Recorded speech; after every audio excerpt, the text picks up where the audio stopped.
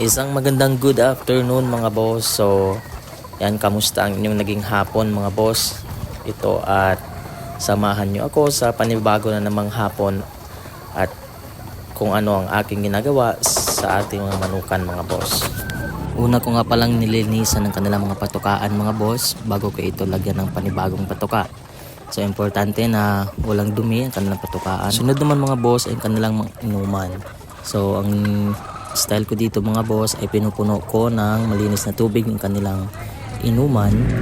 Natutunan ko nga pala ito mga boss sa isang taong matagal na rin nagmamanukan dito sa aming barangay. Ang tip dito mga boss ay dapat punong-puno ng tubig ang ating water jug. Kasi nga kailangan natin itong i-drain para ang mga dumi o mga namuong lumot at mga bilog-bilog doon sa kanilang inuman, lalong-lalo na sa tubo mga boss, ay sumunod kapag i-drain natin yung tubig. At syempre, yung kapaligiran mga boss, nililinisan din natin sa pamamagitan ng pagwawalis, pagsisiga at pagpapausok sa tuwing hapon mga boss. So kung minsan nga lang tayo nakakapagwalis mga boss kasi nga meron din tayong trabaho at meron din tayong ibang ginagawa. Pero at least di tayo nawawalan ng oras sa paglinis ng ating kapaligiran dito sa ating manukan. Syempre mga boss, tuwing hapon ay binibigyan ko sila ng Vitamin Pro. Ito ay pinapartner ko sa Egg 1000 tuwing umaga. So sinusunod ko ng mga boss ang guidelines ng mga ating mga gamot kung kailan sila mas magandang ibigay mga boss. So Egg 1000 sa umaga at Vitamin Pro sa hapon mga boss. Sunod ay gumagamit ako dito mga boss ng alternative na inuman.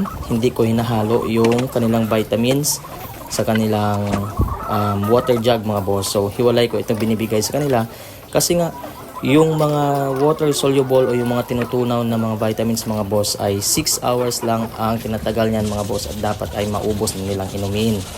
So ayan, pati yung water jug nila mga boss ay nilinisan ko sa loob at sa labas. Kasi nga mapapansin mo mayroon ng mga lumot or may mga madulas na part. Ibig sabihin ay madumi na yan mga boss at kailangan na nating i-scrub yan para malinis natin. At ito ng mga boss ay panibagong tubig. Ito na magsisilbing inumin ng ating mga manok na araw-araw at kada hapon ko pinapalitan. So hindi ko pinapatagal mga boss yung pag-stock ng tubig sa kanilang water jug kasi nga may tendency na magkaroon ng lumot at maging madumi yung kanilang tubigan mga boss. Sunod ko namang ginawa mga boss ay syempre yung pag-harvest na ng mga itlog.